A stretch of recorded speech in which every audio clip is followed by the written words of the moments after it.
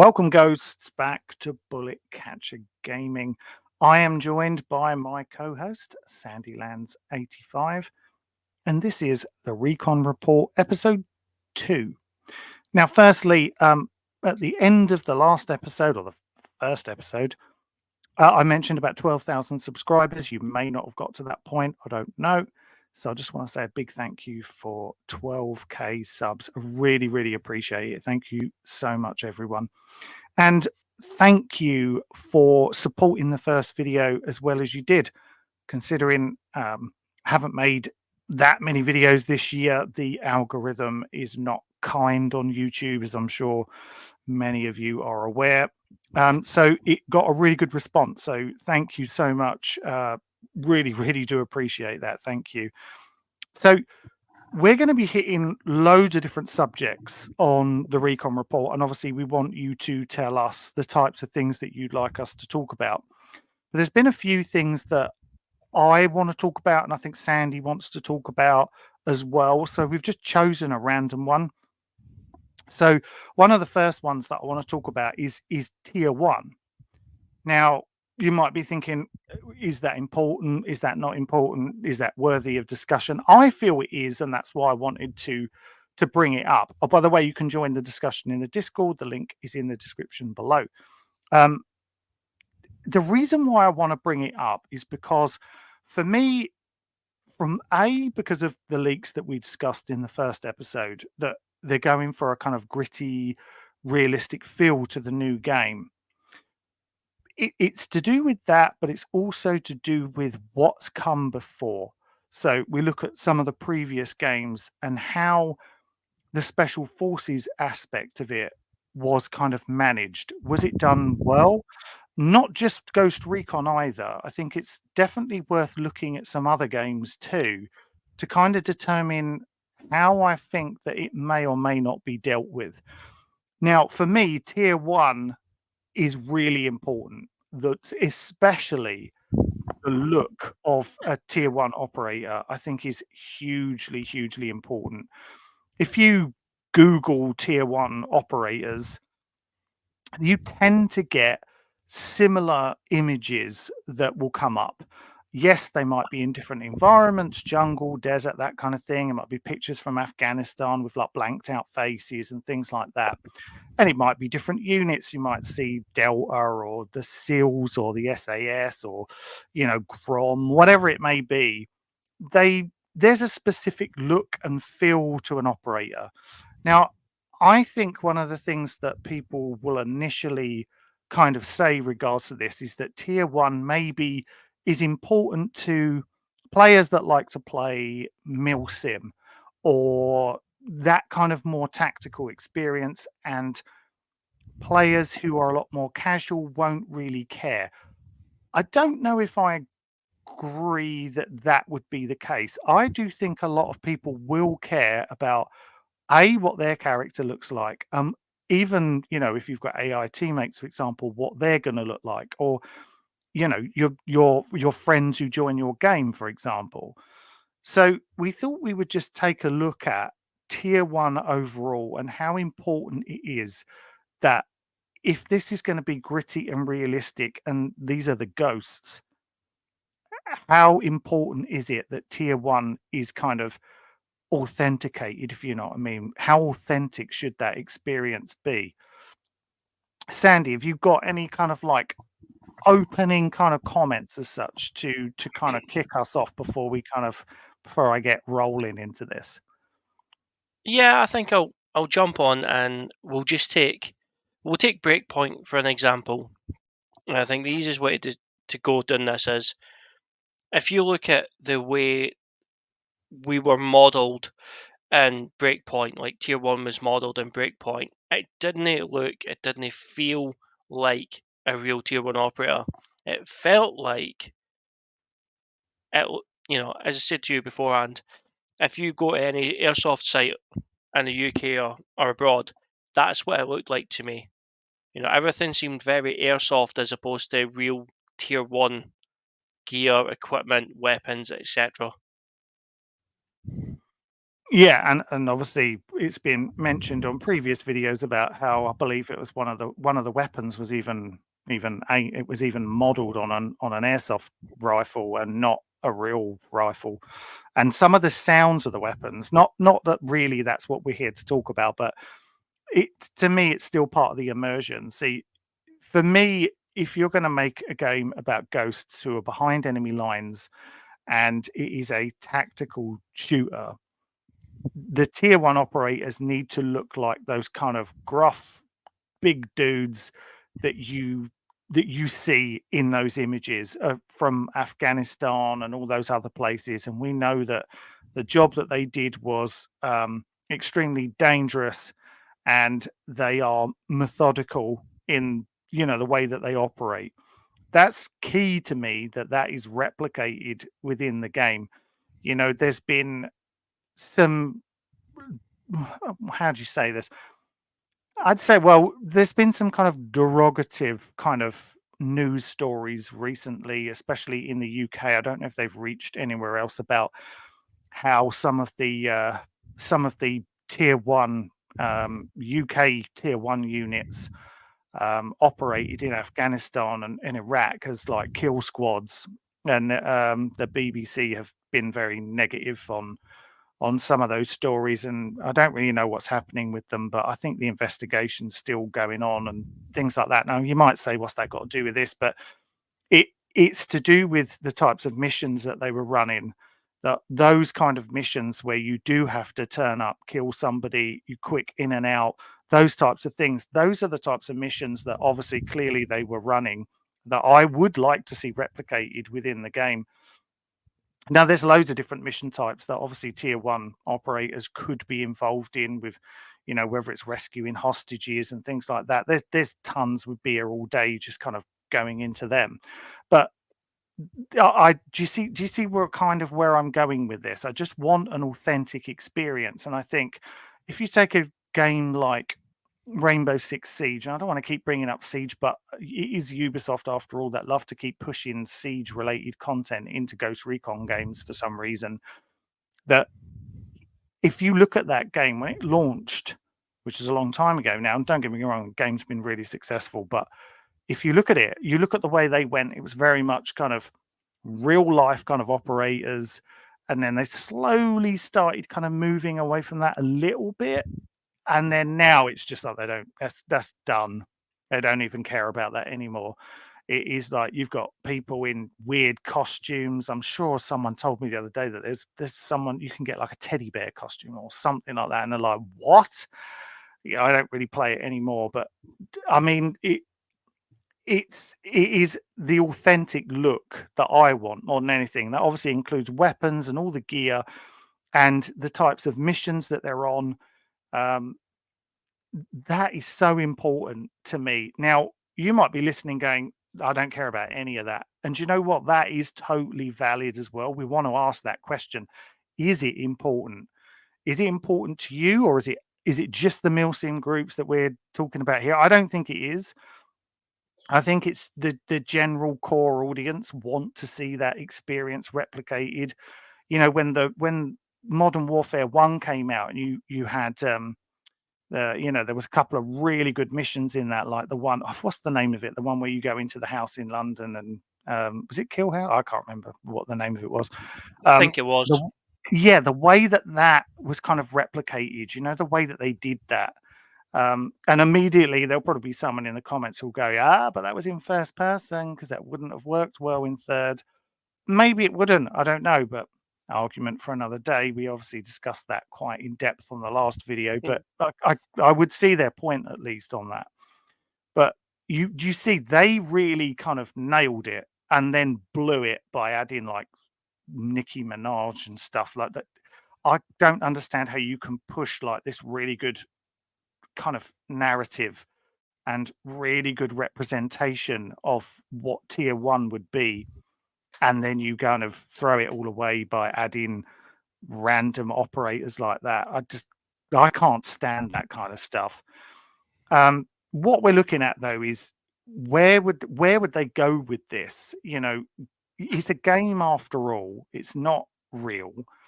But obviously, we want the fantasy of playing as a tier one operator, as most of us are never going to get even just a snippet. The closest we're ever going to get is with a movie or a game.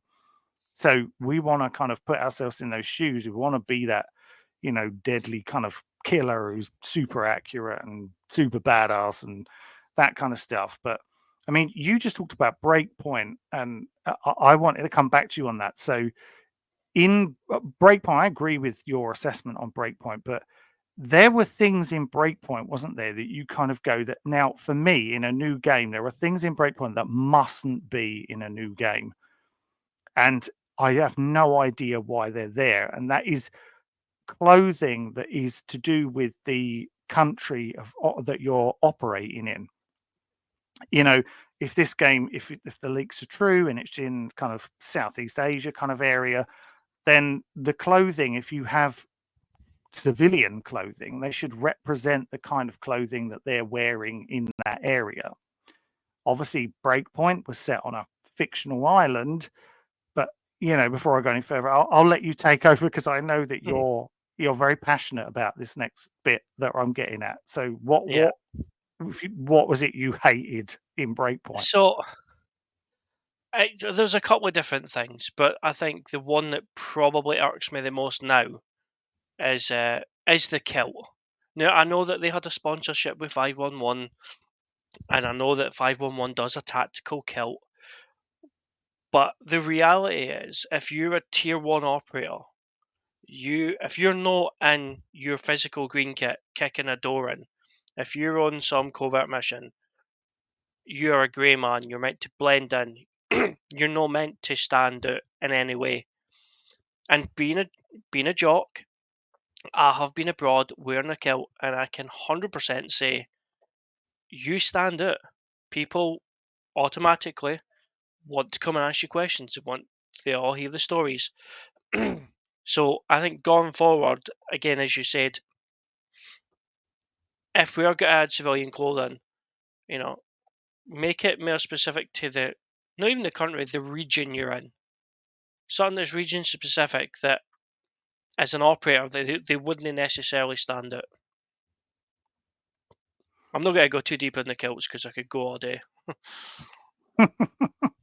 Really, we should be overlaying a picture now of you in a kilt. Really, shouldn't we? Or should we letting everyone see you in what country was it you're in? Germany, I did you was say? in Germany at the time, yeah. Oh, come on, there must be a picture of it. You've got well, if we can't get one for now, I guarantee we're going to get a picture of that somewhere and we will I show it have at some I point. have got one somewhere. Right. Well, I promise that we will get that for But everybody at some I just point. want to jump back on something.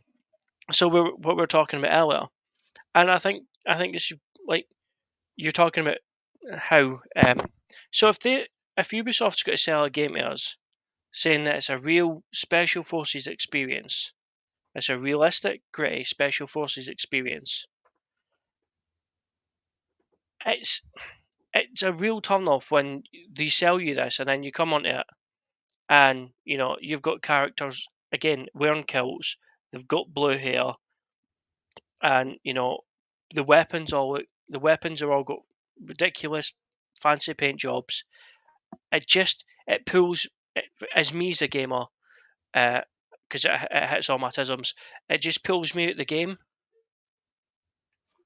Well, I agree, but do you think that people do that because they see the success of Call of Duty all the time, who sell pink guns and Nicki Minaj skins and things, and they sell, obviously pretty well. Others they wouldn't put them in there, would they? Is I is blame that Siege. all they? Is that all they? You think it's more Siege than say Yeah, Modern Warfare? I think Siege has been doing it longer. You could probably say the influence of Fortnite as well, but I think if you look at the more kind of traditional tactical shooters, I think Siege has been doing it longer. And I think that's probably been a much better. I mean, COD has its own specific fan base, and they do the campaign game, and it's all right. But you know that everybody's really just gone in for the PvP, so they can dress up like rainbow unicorns or whatever it is they've got next week. or WWE wrestlers. Well, I mean, can you imagine what would happen if we, we're not really here to talk into depth about customization, but obviously it Mm. does fit within what we're trying to talk about. And we're talking about the tier one realism overall. Um, and for example, I would be happier if there were, when you went into the customization option, that they gave us 150 beards to choose from, than 10 beards, and then but with random like flat caps and kilts and things. Give me more beards, because as we know from many a photograph, that most of these operators love themselves a good beard. So I want that authentic look, whether it's or face paints and things. I don't mind face paints and stuff, but I Within think reason. within reason, of course. Yeah, you don't want some crazy, like sometimes like you get like the kind of Mexican Day of the Dead type face paint, and you're like, no, no, no, no, no. That, once again, that reminds Or me the of like, shark face paint. yes, yes, stuff like that's kind of ridiculous. But um I think the tier one thing is also kind of born out of the nationalities kind of thing. Now we've dabbled with this in the surveys before. Now, if any of you listening have ever filled out any of our surveys, which I think we've done 4, I think, maybe more, 5, I can't remember now. But we've done multiple surveys over the last few years, and we may be doing a new one after Christmas. We're just debating that at the moment. But um, one of the things that did come up was the types of things that you would be interested in buying, and a lot of people were putting down that they would like nationality packs. Now, for me, the Ghost Recon team should always be and must be an American unit, because that's the law. I don't want to move away from that law. That's who the team are. I want to see them. I want the emphasis to be put on the equipment that they're using, the weapons that they're using, everything, vehicles they'll be using. They should be primarily American. Obviously, if you pick up a different gun in game, that's a little bit different. But the kind of guns that are available to you at the beginning, weapons, for me, they should always be the core weapons that the tier one units, Delta and DevGru and people like that, are using in the real world now. I would like to see them available for you to choose at the beginning. I don't want to have to go and find the most recent kind of weapon, like the spear, for example. I don't want to have to go into, let's say the leaks are true and it's Southeast Asian country. I don't want to have to go and find the spear randomly in some hut or guard tower hidden in. Why would it be there? It's so ridiculous. I don't want to see that. You should start with those weapons, and then all the other kind of weapons from around the world type thing. If you're going to go that route, they're the ones that should be found in the world. It shouldn't be, stick to that realism. Now, as mentioned earlier, I think this is a kind of question that we're asking, because is this just, you know, we'd much rather you be honest and say, do you know what, like Andy, Sandy, whatever, like people don't care about this. They just don't. Because if that was the overall consensus, we'd kind of go, okay, well, we're just in the minority who just want, realism. But I don't think we are. And admittedly, this channel very much over the years has been very much a hardcore group of Ghost Recon players. But there are new players that come in, they'll watch a video, they've only just found, someone recently put on a comment, they just bought Breakpoint, they've never played Wildlands. They're a brand new player. They found one of our videos because they were looking for something specific, and they've just found it. And those are brand new players, new possibly to the franchise even. Would love to kind of get feedback as well from people like that, because someone might class that type of person as it's just a casual gamer, but they might not be a casual gamer after they've played Breakpoint. They might be obsessed with Ghost Recon then and have to go and buy Wildlands and then, Graw and all the rest of it. Who knows? So we want to know whether it is important to you or not. are these things that we're talking about. The look for me is really, really important. And without going too political here, because I really try and keep politics out of this as much as possible, because I'm personally sick to death of politics finding its way into everything, games and movies and stuff. It really drives me mad. But I do not want to see, like, I do not want to see your operator. I just don't want to see some blue-haired. You know where I'm going with this. Just some Yeah, I like do. I do. blue-haired person who's not wearing any kind of tactical gear, who looks like someone who would be found more in, I don't know, like Fortnite maybe, or Watch Dogs. Just because they've got a weapon in their hand and maybe a vest, that someone at the company has decided that that's good enough for a look of an operator.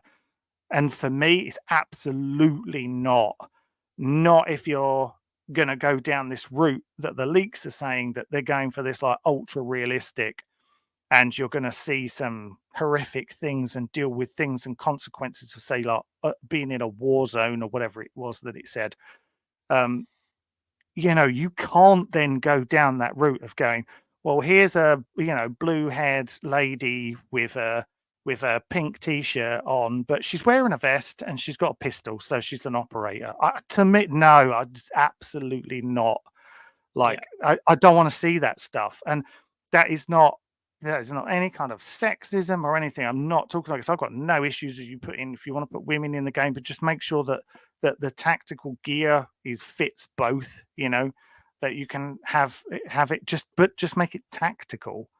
I just want yeah, tactical gear only, and where I mentioned earlier about the surveys and people wanting those kind of nationality packs. Because I do think, if you're Ubisoft and you're making a game about tier one operators, I think you'd be mad not to add that kind of stuff. Do you know what I mean? Like, add some things from, the from Greece and from Italy and Canada and all these other countries, the UK, Germany, France, all this kind of stuff, and put in things and put in camos that they use, weapons that they use, tactical stuff that they use. You'd be mad not to put that in there. Absolutely crazy, especially yeah. when you've got people I mean, they want to play this game and represent their country at the same time, which is totally fine. Go on, what was you going to say? yeah. I mean, that's one thing I said. That's one thing I said for a long time, and it's part of the reason I put that on the survey, is that you'll see a lot, especially on like the different social media groups and stuff, where people are always posting up their operator and they're always asking how they can make it look more like 22 SAS or Grom or KSK or whoever it is. And I think that, to me, that's a massive monetization point. I know people that don't like monetization, but I'm pretty sure that if you added that like a a British pack in or a German pack in, yeah, it might only be a big seller in Germany, but you think about the overall, but people will still buy them. You know what I mean? People like to role play as different units and stuff like that. Do you know what? But Just really quickly, I actually think they would be better sellers than you think, because obviously I live in England, but mm, I would absolutely play as a Grom operator. I would absolutely play as KSK or whatever. Like, there are tier one units who are. And I don't mean to sound derogatory in any way here, but there are tier one units that are kind of like the upper echelons of the tier one units. And I'm not going to go into who they are, because I think most people know who they are. But other people, I think, would be more than happy. I want to play as the Australian SASR, and do you know what I mean? So I would yeah, buy those, and I think there's yeah, no way round monetization. Like, it's here, and i- to be honest with you, if you have a look at certain games in the last few years that have ended up getting free DLC, for example, um, a lot of those games have only got it because they failed, like Star Wars Battlefront. And to be fair, Breakpoint, they failed. So a lot of the DLC missions were kind of given away for nothing. The updates given away. Now, I know Call of Duty gives away the DLC now, but that's because the monetization is all on the cosmetics. But do you see what I mean? I think that's an important aspect of things to look at. And if you sell these packs, and you put these different countries in, once again, I don't want to see, just because it's just because you're buying a pack from England or something, that suddenly there's a bowler hat or something in there. Do you know what I mean? Yeah, so the other big thing is, it's not just the look of a tier one operator; it's how they act. It's it's about that full package. I want, if we've got AI teammates, I want them to feel like real tier one operators. I want them to use hand signals. I want them to take tactical positions. I don't want to see another three Rambos just cutting off and down their own detail. I want them, if they're going to speak, I want them to use actual military lingo and give you directions and bearings and ranges on targets, target indication. I want all that type of stuff. I want them to feel like actual real operators. And, I don't know who thought it was a great idea to have the AI teammates in Breakpoint tell Nomad to put his suppressor on, but I'm pretty sure in a tier one unit, you wouldn't need to be told that. Well, it'd be very worrying if that was true.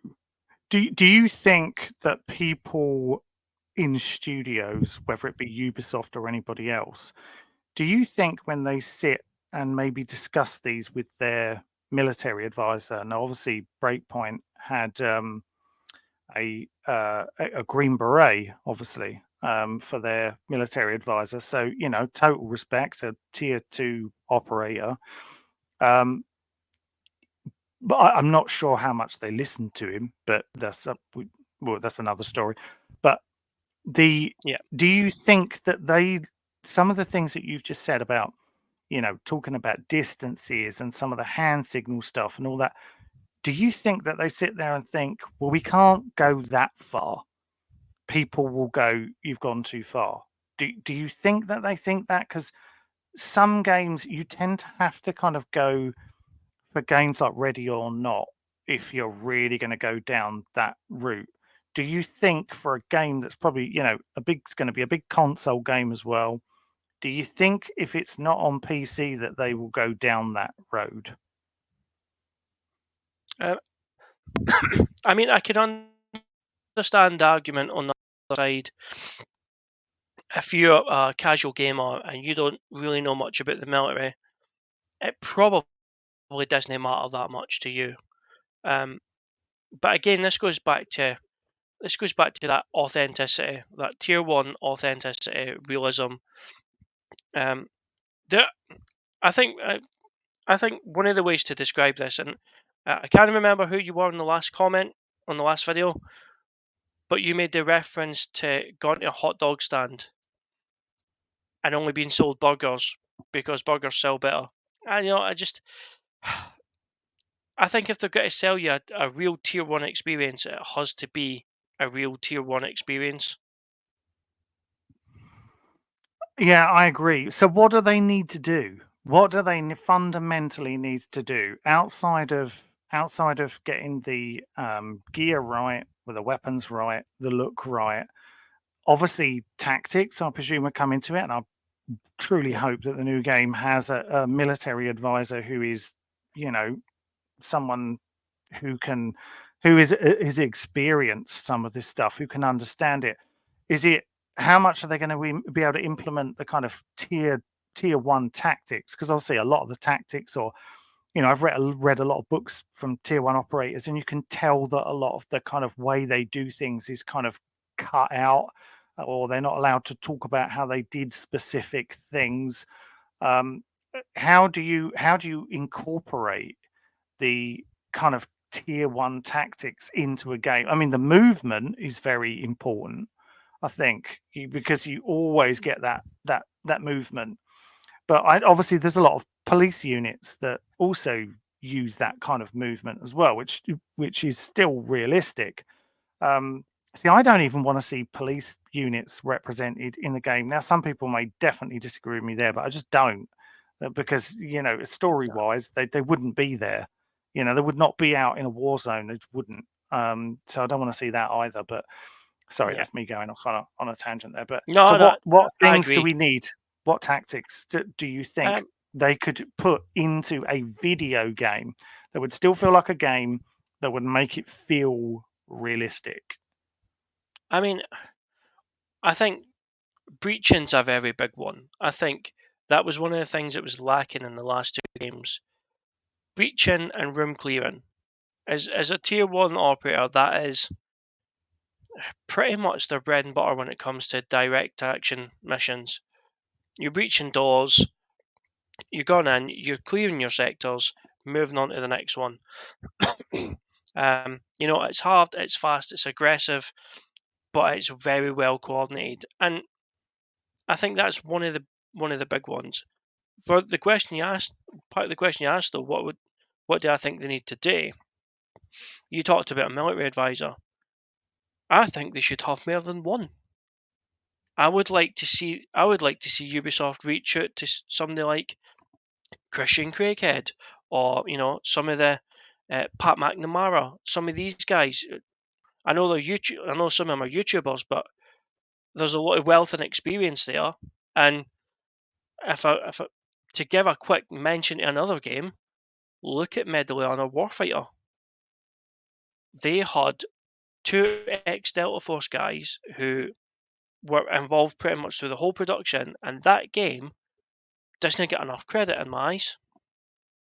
Do you think they've seen that though, and that then scares them? So Medal of Honor Warfare, I think, is a massively underrated game. It really did hit the core.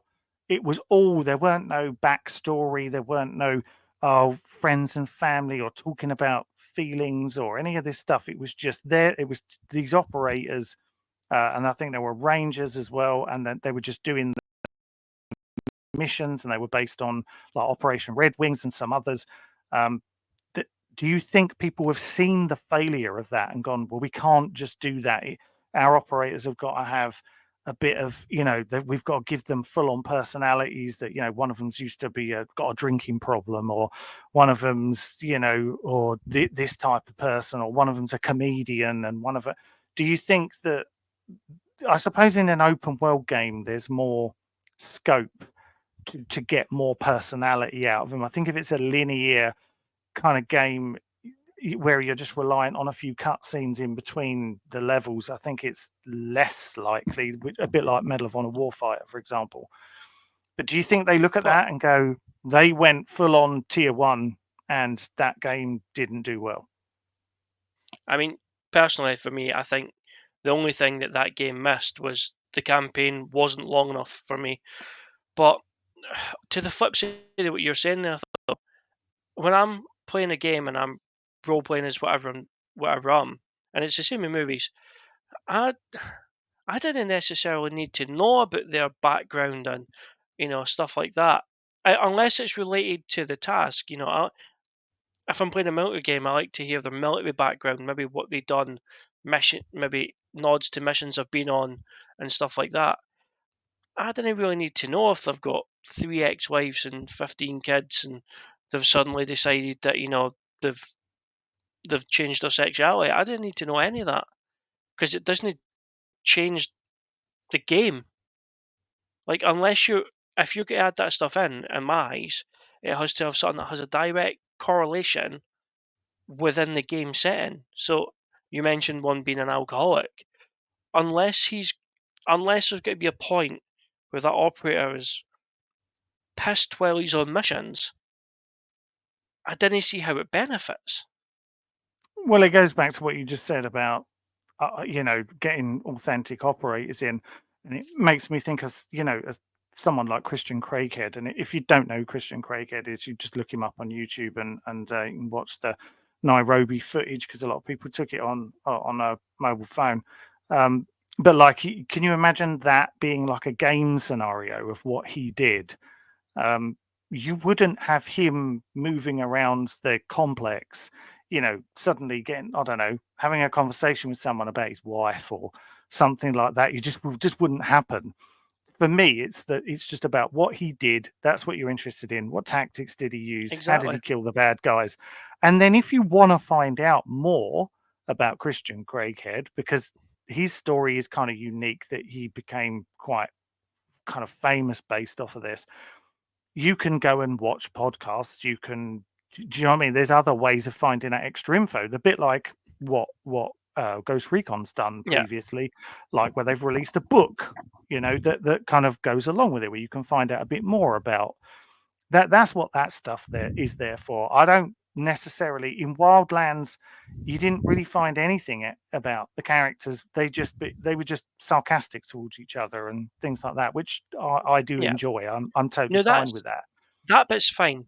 I like that bit, but I think there has to be two halves to this. So, whilst you're en route to a mission, you're coming back from a mission, you're transiting about the area, have that banter, have it as dark as you possibly can, because that's what real military humor is. It's dark. Um, have that humor, but when the mission's on, when the mission's happening, it has to, that has to stop. It has to be concise orders, concise. If you're talking, it's because you're given a command, or you're given a warning, or something to that effect. Enemy 200 meters to the right. I've just seen somebody duck behind that RPG. All the type of things. That's what I want for tier one operators. When it's that when the mission's finished, they can go back to being as dark humored as they want. But in the moment, when it's all kinetic, Yeah, I and I want them want to focus.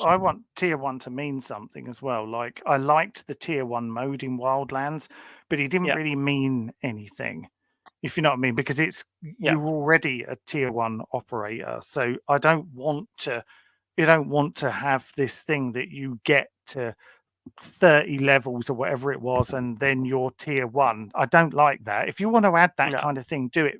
That's fine, but don't call it that, because that stuff like that. Now I might be really being anal here, but like, that stuff bugs me. It really annoys me, because it's like, you're already a tier one operator. Why do I need to go up these yeah, levels to become tier one? Like, that's just stupid. It would be different if your character was like a yeah, ranger at the beginning and then became that. But I don't want that either, because they probably wouldn't be doing the mission that you're playing. So I don't want that either. exactly. But um, but there you go. So we've talked for quite a long time now. And we are massively interested in what you feel about this. And I'll just say one more thing.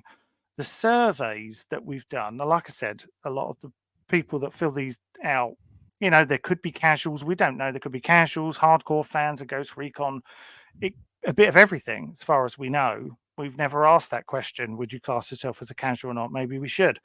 But most people on the majority of these type of questions that are looking for these authentic experiences, and especially for their operator to look like a tier one operator. I think that is so important to people, and it's important to me, and I know it's Yeah, important to you.